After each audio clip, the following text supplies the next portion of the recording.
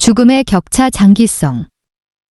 어떤 행로를 걸어왔던 종착역이 죽음이라는 것만큼은 우리 모두가 똑같다. 다만 그 종착역에 닿는 모습은 저마다 다르다. 격차가 난다.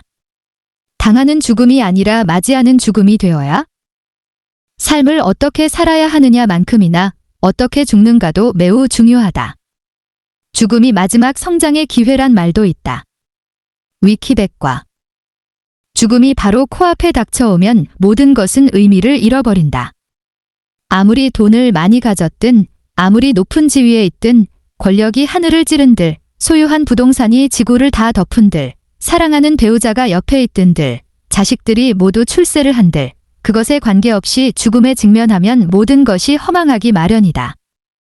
그런데 사람이 죽는다는 건 확실한 진리인데도 나는 죽지 않는다는 무의식의 신념 때문에 인간은 불행하다고 하이데거는 진작 말했다. 인간의 오만과 망각이 그 단초다. 그나마 조금이라도 지혜롭게 살아왔던 사람은 그제야 인생에서 중요한 게 무엇인지를 생각하기 시작한다. 이런 생각들은 거의 죽음에 내몰리기 이전에는 생각해보지 못한 생경스런 것이다.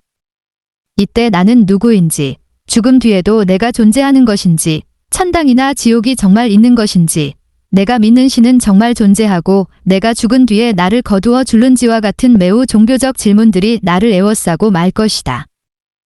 이런 것들에 관해서 심각하게 생각해보고 죽음을 준비하면 좋으련만 평소에는 그렇게 하지 못한다. 아이러니컬하게도 다시는 건강을 찾을 수 없는 비가역적인 상태에 들어가서도 죽음을 차분하게 준비하기보다는 생명을 얼마간이라도 연장하는 쪽으로 나아가는 경우가 많다. 이른바 웰빙에만 천착한 나머지 죽음에 관해서는 외면 내지는 터부시한 것이 그 빌미가 된 것일 수도 있다. 그 때문에 죽음을 효과적으로 준비하지 못하고 죽음에 대한 생각을 끝까지 미루다가 갑자기 준비 없이 죽음을 맞이하고 만다는 것이다. 적절한 준비 과정을 거치지 않은 상태에서 죽음을 맞이하게 됨에 따라 임종자 본인이나 그의 가족들은 불필요한 고통과 재정적 낭비를 겪게 되고 임종자는 인간으로서 존엄하게 생을 마칠 수 있는 기회를 박탈되는 경우가 허다하다. 2016년 한국에서 사망한 28만 명 중 21만 명인 75%가 병원에서 사망했고 말기 암 환자는 90%가 병원 중환자실에서 인공호흡기를 꼽은 채 임종을 맞이했다. 존엄한 죽음이란 무엇을 말하는 걸까? 사는 것이 죽는 것보다 더 고통스런 마지막 순간까지 산소 공급을 환자에게 계속하는 것이 환자를 위한 것일까?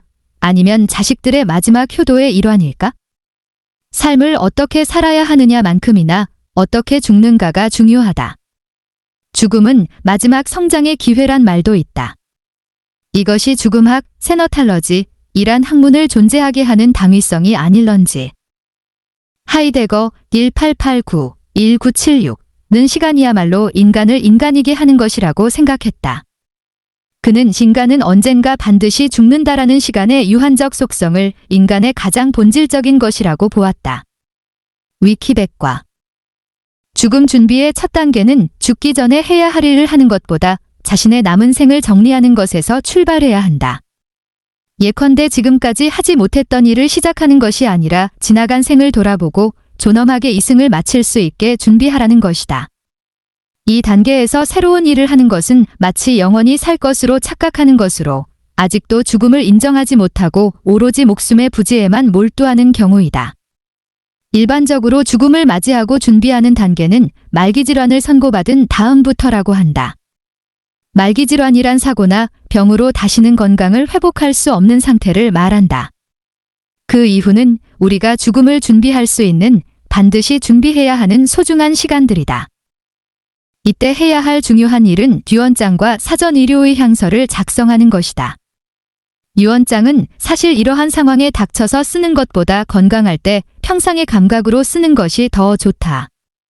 언제라도 수정이 가능하기 때문에 일찍 써두는 게 본인에게 유리하다. 유언장은 자기 자신이라기보다도 가족들을 위해 쓰여지며 버킷리스트와는 전혀 다르다. 버킷리스트는 자기 자신만을 위한 만족이니 이기적 측면이 배어있기 때문이다.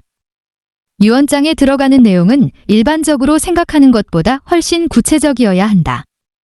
우선 임종과 장례의 방식에 관한 것이다. 여기에는 희망하는 임종 장소나 자신이 원하는 장례 방식을 밝혀놓는 게 좋다. 이를테면 화장이나 매장, 자연장 등에서 어떤 방식을 원하는지에 대해 적고 희망하는 장례 방식이 있으면 적는다. 아울러 제사나 추모제에 관해서도 본인의 의향을 피력한다. 마지막으로는 가족들에게 남기고 싶은 이야기를 적는데 이때에는 가족 모두를 대상으로 할 수도 있고 개별적으로 당부의 말을 남길 수도 있다. 은행 통장은 가족에게 물질을 남기지만 유언장은 가족에게 마음을 남긴다는 말이 있듯 유언장은 남겨진 가족에 대한 마지막 배려라 할 수 있다. 그 다음으로 해야 할 일은 사전 의료의향서의 작성이다.